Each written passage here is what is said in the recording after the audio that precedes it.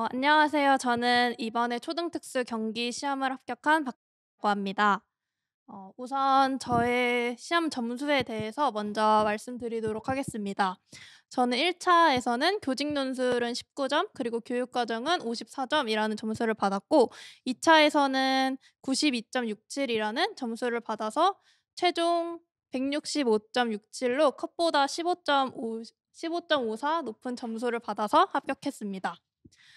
우선 저는 학부 병행을 하면서 2024 학년도 초등특수 경기 시험을 응시하였습니다. 저도 이런 합격 수기를 보면서 많은 도움을 받았기 때문에 선생님들께서도 이 합격 수기를 보면서 많은 도움이 되셨으면 좋겠습니다. 우선 저의 학습 환경에 대해서 먼저 설명해 드리도록 하겠습니다. 저는 3 학년 때 특학 기본 이론 강의만 수강을 한 상태였고 암기를 하지 않아서 거의 노베이스에 가까운 상태였습니다. 그리고 초과정도 기본 이론 강의만 수강을 한 상태였습니다. 그리고 4 학년 때 학부 병행을 하면서 1 학기에는 12학점을 대학교에서 들었고 5 월에는 교생 실습을 갔다 오게 되었습니다. 그리고 2 학기에는 9 학점을 수강하였습니다.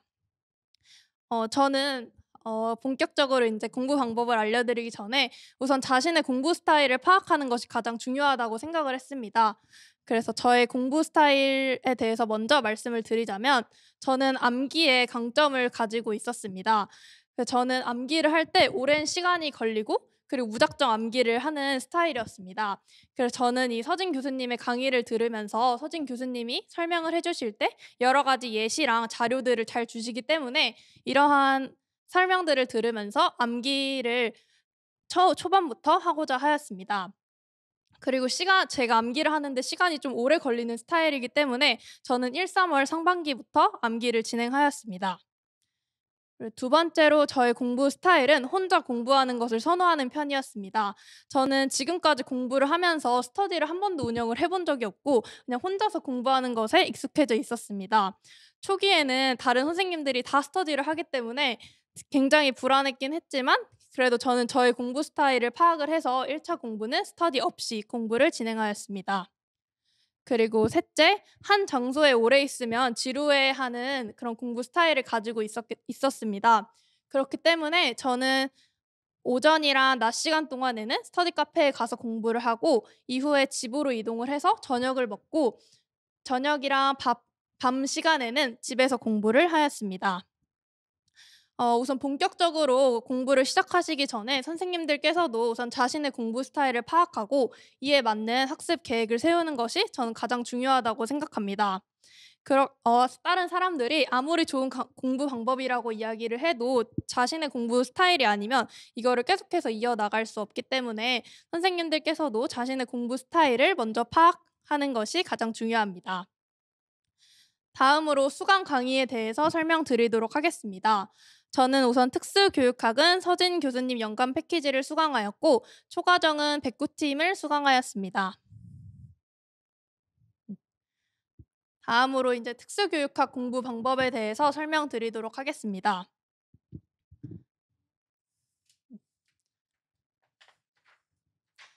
먼저 1-3 월의 공부 방법에 대해서 설명드리도록 하겠습니다. 저는 1 월에서 3월 동안은 서진 교수님 기본 이론 직강을 수강하였습니다. 직강이랑 인강 중에 고민을 하였는데 인강보다는 직강이 조금 더 집중을 잘할 수 있고 모르는 게 생기면 또 교수님께 바로바로 질문을 할 수 있을 것 같아서 직강을 선택하였습니다. 저는 이 시기에 가장 중요한 것은 강의를 들으면서 딴 생각을 하지 않고 오로지 강의에 집중해서 듣고 교수님께서 말씀하신 모든 내용을 책에 필기하는 것이 중요하다고 생각을 합니다. 저는 직강을 들을 때 1 차적으로는 연필로 필기를 하였습니다. 그래서 연필로 필기를 하게 되면은 제가 나중에 복습하면서 불필요한 부분들은 버리고 또 연필로 강조된 부분들은 또 다른 펜으로 강조하면서 표시를 할 수 있기 때문에 일단 강의를 들을 때는 연필로 필기를 진행하였습니다. 이렇게 직강을 들은 다음에 직강을 끝난 뒤에 집에 돌아와서 저녁을 먹고 자리에 앉으면 한 8시 반 정도 되었던 것 같습니다. 그래서 이때 8시 반에 자리에 앉아서 오늘 배운 내용들을 바로 한번 살펴보았습니다. 그래서 연필로 줄을 그은 부분은 다시 형광펜으로 치고 이러이러한 내용이 중요했다는 것을 다시 한번 상기시키고 또 불필요한 부분들은 지우면서 책에다가 정리를 하였습니다. 그래서 집에 와서 복습만 해도 11시 반, 12시가 되어서 그다음 날에 또 직강이 있는 경우가 있었기 때문에 한 11시 반, 12시쯤 되어서 이렇게 하루를 마무리하였습니다. 그리고 이제 직강날 이외에 어떻게 공부했는지에 대해서 말씀드리도록 하겠습니다. 우선 일주일에 이틀을 직강을 갔기 때문에 일주일 중에 5일이 혼자 공부할 수 있는 시간이 있었습니다. 저는 이틀 동안 나간 양을 5등분 한 다음에 정해진 양만큼 매일 암기를 진행하였습니다. 1, 3월에는 다른 합격 수기들을 보면 1, 3월에는 이해만 하고 넘어가도 된다라는 이런 합격 수기를 많이 보았습니다. 하지만 저는 암기를 하는 게 굉장히 오래 걸린다는 걸 스스로 알고 있었기 때문에 저는 1, 3월부터 암기를 진행하였습니다. 그래서 암기를 할 때 도식을 한번 보고 각 장의 영역에 대하여 큰 윤곽을 먼저 그리는 작업을 시작하였습니다. 그래서 도식을 한번 보고 이 도식을 한번 따라서 그려보았습니다. 그리고 5등분으로 나누어진 부분 중에 하루의 양을 낮 시간 동안 대략 12시부터 6시까지 암기를 하였습니다. 그리고 이후에 집에 가서 초과정을 공부를 하고 잠에 들기 전에 다시 한번 오늘 낮 시간에 암기한 내용을 인출하는 시간을 가졌습니다. 제가 이 공부를 하면서 계속해서 들었던 것이 암기를 하는 것도 중요하지만 결국에 시험 때는 인출을 하는 게 중요하다고 많은 얘기를 들어서 저는 항상 꼭 인출하는 시간을 가졌습니다.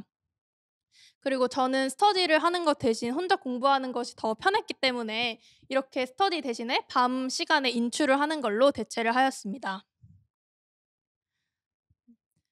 그리고 이렇게 상반기 때 암기를 진행함으로써 나중에 하반기 때 초과정이나 총론과 같은 다른 영역의 공부 시간을 확보하는데 더 큰 도움이 되었던 것 같습니다. 그래서 앞에서 말씀드렸듯이 자신의 공부 스타일을 파악하고 이에 맞추어서 학습 계획을 세우시길 바랍니다. 뿐만 아니라 이 서진 교수님 교재에는 기출 문제가 같이 수록이 되어 있습니다. 상반기 때 사실 저도 볼 때 이 기출 문제를 보면서 답을 하나도 모르겠어서 굉장히 막막했는데 계속해서 이제 3월부터 기출 문제를 보다 보면 기본 이론서에 있는 기출 문제는 그냥 바로 답이 나올 수 있을 정도로 되게 익숙해지기 때문에 이때 기출 문제에 대한 답을 모른다고 너무 겁먹고 포기하시지 않기를 바라겠습니다. 다음으로 3월에서 6월 공부 방법에 대해서 설명드리도록 하겠습니다. 저는 이제 개강을 하게 되면서 화, 수, 목, 금을 다 학교에 가야 돼서 직강을 수강하기 어려웠습니다. 그래서 3월에서 6월은 인강으로 전환하여 기출 분석 강의를 수강하였습니다. 우선 인강을 듣기 전에 그 강사님이 올려주신 것을 보면 이 강의에서 어디부터 어디까지 나갔는지 이렇게 내용을 파악할 수 있도록 제목에 되어 있습니다. 그래서 저는 이틀 동안 나간 양을 아까 1월에서 3월에서 했던 것처럼 다시 5등분해서 또 암기를 진행을 하였습니다. 이때 암기를 할 때는 저는 인출 목록표를 활용하였습니다. 여러 곳에 찾아보면은 되게 선생님들께서 잘 만들어 주신 인출 목록표가 있기 때문에 이 인출 목록표를 프린트를 하고 여기 인출 목록표에 없는 내용들은 뒷면에다 쓰고 아니면 뭐 보완할 내용이 있으면 여기다 작은 글씨로 보완을 하는 것처럼 이렇게 인출 목록표를 보완을 하였습니다. 그래서 저는 3월에서 6월 시기에 이러한 저만의 인출 목록표를 만들었습니다. 그리고 암기를 한 이후에 암기한 내용을 토대로 기출문제를 풀었습니다. 이 기출문제를 풀 때에는 이미 인출 목록표를 활용을 해서 암기를 했기 때문에 최대한 기억해내려고 노력을 하면서 답을 적었습니다. 그리고 다음으로 인강을 들을 때에는 문제를 다 푼 이후에는 강의를 들으면서 함께 교수님과 함께 기출 문제를 분석하였습니다. 교수님이 문제를 분석해 주실 때 이 내용이 나왔으면 그 근처에는 이런 내용이 나올 수 있다라고 말씀을 해 주시면 그걸 이제 기본 이론서에 찾아서 그 내용에 강조 표시를 해 두었습니다. 그리고 기출 문제집이 이렇게 크게 되어 있기 때문에 이 기출 문제집에 남는 부분에 이와 관련된 내용을 다시 한번 더 암기를 하고 또 다시 인출하는 작업을 거쳤습니다. 인강을 다 들은 이후에는 기출 연도 스티커를 붙이는 작업을 진행하였습니다. 스티커를 맨 처음에 딱 붙였는데 만약에 파워카드면 파워카드 옆에 스티커를 딱 하나 붙였습니다. 근데 나중에 보니까 여기 파워카드에서 어떠한 내용이 기출에 나왔는지 기출의 답의 근거는 무엇인지 확인을 하기가 너무 어려워 가지고 나중에는 기출 문제의 답이랑 답의 근거에는 다른 색의 형광펜을 칠함으로써 어떤 부분이 강조되는지 확인할 수 있었습니다. 이렇게 아까 말씀드렸다시피 기출 문제집 남는 부분에는 관련된 내용을 인출을 하고, 그리고 기출 문제집에서 어렵거나 지문이 조금 문제로 활용할 수 있는 부분이 있다 하면은 따로 프린트를 해서 이렇게 기본 이론서에 붙여 놓았습니다. 그리고 여기 자세히 보시면 주황색 형광펜으로 되어 있는데, 이 주황색 형광펜은 기출의 답이나 답의 근거가 되는 부분에 다른색 형광펜을 칠하였습니다. 이렇게 3 월에서 4 월까지 진행을 한 이후에 5 월에는 교생을 나가게 되었습니다. 교생 때는 정말 강의를 들을 시간이 없어서 이미 교생을 끝나고 난 이후에는 많은 양의 강의가 밀려 있었습니다. 그래서 저는 우선적으로 암기랑 인출을 멈추고 밀린 강의를 먼저 다 들으면서 기본 이론서 단권화를 진행하였습니다. 이렇게 강의를 다 듣고 기본 이론 단권화가 끝났을 때가 한 6월 중순이었던 것 같습니다. 그래서 6월 중순부터 7월 영역별 모의고사가 개강하기 전까지 교생 이후에 암기를 못했던 부분부터 다시 차근차근 암기를 시작하였습니다. 이때 영역별 모의고사 개강 전까지 3권인 보완대체 의사소통까지 암기를 한 상태였습니다. 다음으로 7, 8월 공부 방법에 대해서 말씀드리도록 하겠습니다. 저는 7 월부터 다시 서진 교수님 영역별 모의고사를 직강으로 수강하였습니다. 이때 모의고사를 보기 전에 그 각 주마다 이번 주에는 정서 플러스 자폐 이렇게 해당 영역이 나와 있었습니다. 이 영역에 정해진 양을 다시 6등분해서 6일 동안 또 암기를 진행하였습니다. 이때 6등분을 한 이후에 인출을 할 때에는 A를 암기했으면 A 인출하고, 그다음 날에 B를 암기하면 A랑 B를 같이 인출하고, 세 번째 날에 C를 암기했으면 A, B, C 인출, 이런 식으로 누적 인출을 진행하였습니다. 이때는 기본 이론서를 보고 인출하기에는 너무 오랜 시간이 걸릴 것 같아서 3 월에서 6월 동안 만든 인출 목록표를 활용해서 계속해서 인출을 하였습니다. 또한 암기하고 인출하면서 해당 영역의 기출 문제를 다시 한번 살펴보고 기출 문제에 익숙해졌습니다. 그리고 토요일에 학원에 가서 영역별 모의고사를 수강하였습니다. 정해진 시간 안에 모의고사를 풀고 이때 인출을 해보는 것이 저에게 큰 도움이 되었습니다. 그래서 이때 인출 못한 거는 다시 한번 집에 가서 인출 목록표에 표시를 하고 다시 암기하고 다시 또 인출해보는 과정을 거칠 수 있었습니다. 그리고 다음으로 9 월에서 11월 공부 방법에 대해서 말씀드리도록 하겠습니다. 저는 이때에도 모의고사를 직강으로 수강하였습니다. 그리고 9 월부터 연도별 기출 문제를 풀기 시작하였습니다. 원래 더 일찍 시작하고 싶었지만 생각보다 암기하고 인출하는데 너무 오랜 시간이 걸려서 연도별 기출 문제를 늦게 시작하게 되었습니다. 하지만 이렇게 늦게 시작한다고 해도 3 월부터 계속해서 기출 문제를 보고 영역별 기출 문제에 익숙해져 있었기 때문에 이렇게 연도별 기출 문제를 푸는데 큰 어려움은 없었던 것 같습니다. 그래서 혹시라도 너무 연도별 기출 문제를 늦게 시작한다고 너무 불안해하지 마시고 계속해서 이어나가셨으면 좋겠습니다.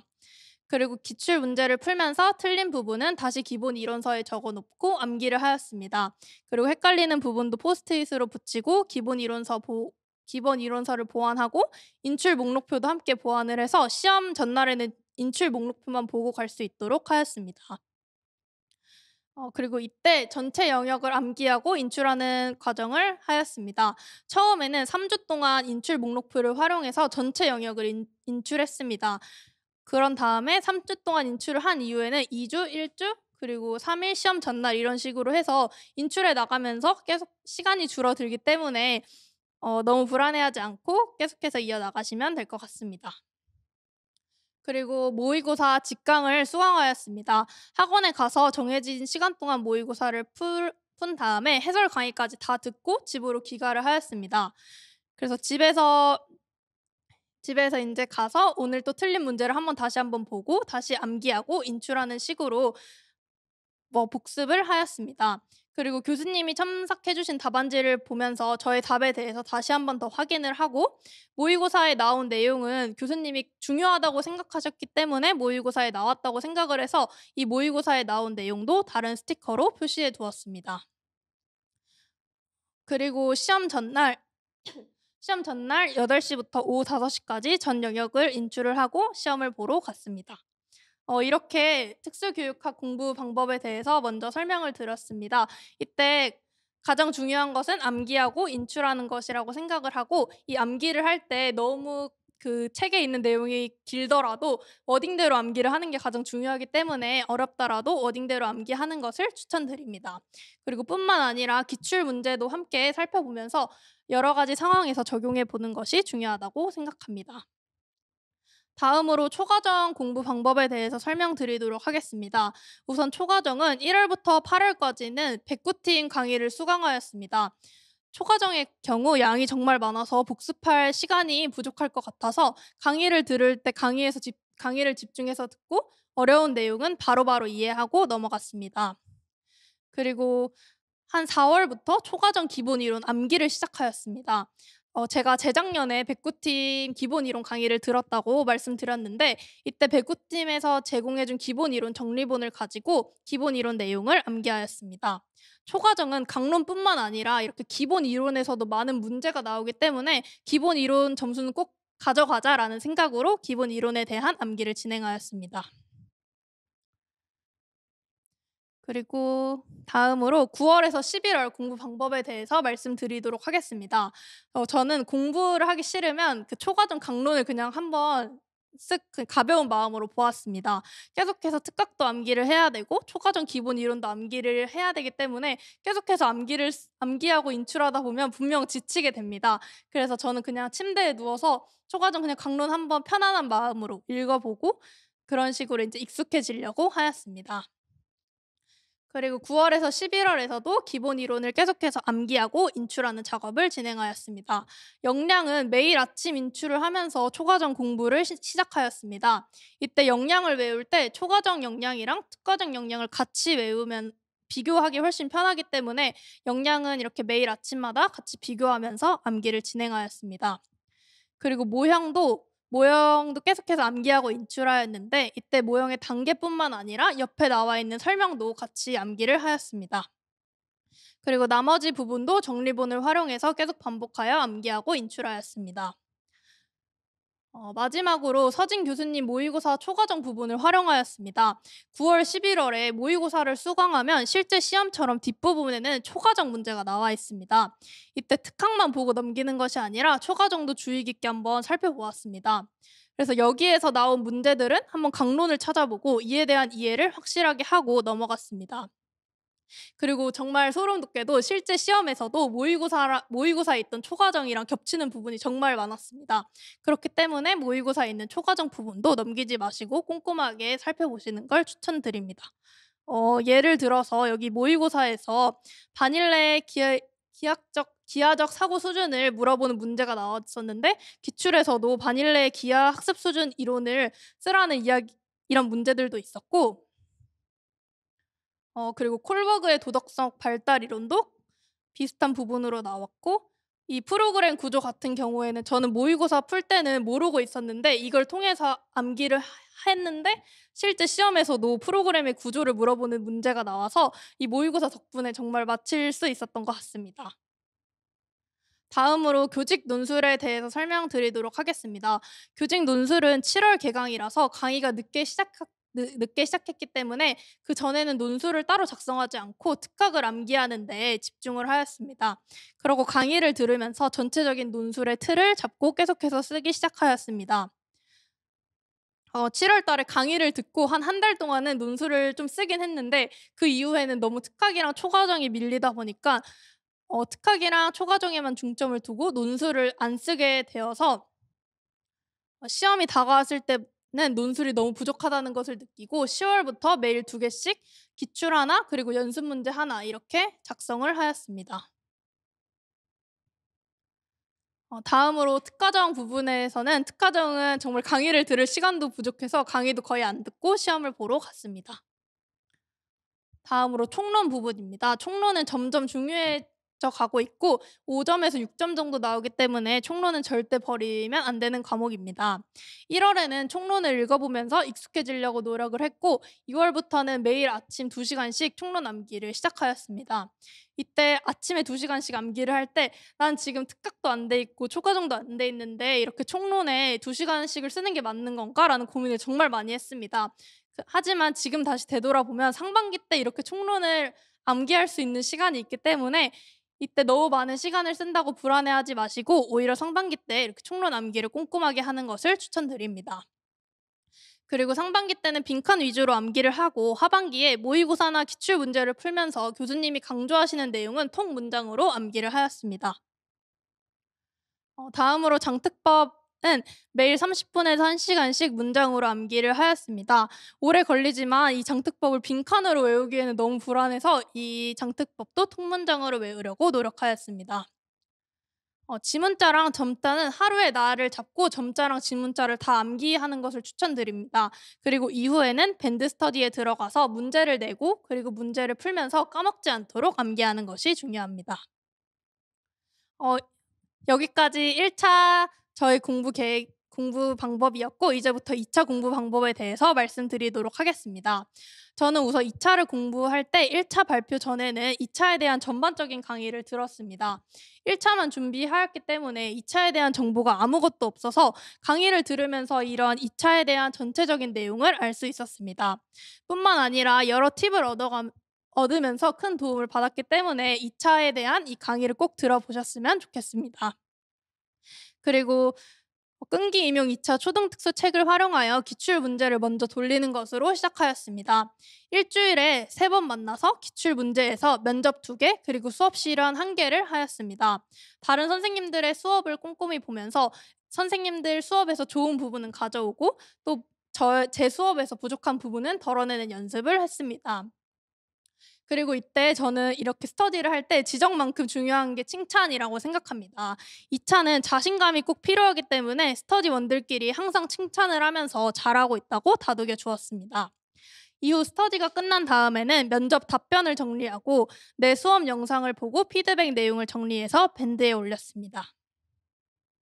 다음으로 1차 발표 이후 공부 방법에 대해서 말씀드리도록 하겠습니다. 저는 1차 발표 이후 다시 특금에서 스터디원을 구하였습니다. 3인으로 진행하려고 하였으나 스터디원 한 명이 나가게 되면서 짝 스터디를 진행하였습니다.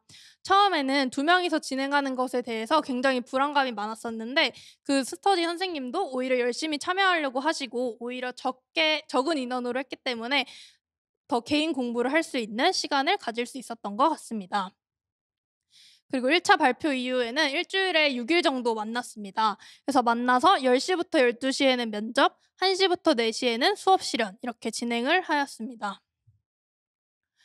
그래서 뭐 하루는 A 선생님은 면접 2개, 수업 실현 1, 그리고 B 선생님은 면접 1, 수업 실현 2개 이렇게 하고 그다음 날에는 A 선생님이 면접 1, 수업 실현 2개 이런 식으로 진행을 하였습니다. 그리고 합격하신 선생님들의 피드백을 많이 들으면서 제 수업을 고칠 수 있었습니다. 현직 선생님들을 매칭을 해 주셔서 2번 정도 피드백을 받았고 이 피드백을 듣고 수정할 내용은 수정하고 칭찬도 들으면서 자신감을 채울 수 있었습니다. 그리고 저는 경기를 봤기 때문에 이렇게 면접에서 꼭 나올 만한 내용들은 따로 공책에 정리를 해 두었습니다. 여기 보면 지금 경기 공유학교라고 되어 있기 때문에 경기가 이런 공유학교를 엄청 강조하는 게 느껴져서 이런 거와 관련된 내용들은 따로 공책에 정리를 해 두었습니다. 그리고 2차 준비는 저는 사실 여러 가지 측면에서 한번 생각을 해 보고 같이 말해 보는 것이 큰 도움이 되었다고 생각을 합니다. 그래서 스터디원 선생님들이랑 밴드를 운영을 하면서 갑자기 그냥 길 가다가 떠오르는 내용이 있으면 밴드에 한번 올려보고 "이거에 대해서 한번 같이 생각해 봐요." 하면서 같이 여러 가지 측면에 대해서 꼭 생각을 해 보셨으면 좋겠습니다. 그리고 2 차에서 가장 중요한 것은 자신감입니다. 정말 여러 번 강조해도 지나치지 않을 만큼 자신감을 가지고 '나 수업 잘한다. 내가 열심히 노력한 거 다 보여준다.'라는 마음가짐을 가지고 꼭 시험장에 들어가셨으면 좋겠습니다.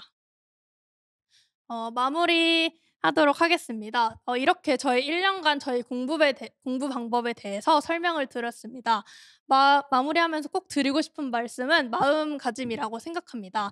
아무리 어렵고 힘들어도 꼭 1년 안에 이 시험을 끝낸다는 마음가짐을 가지고 임하신다면 좋은 결과가 있을 것이라고 생각합니다.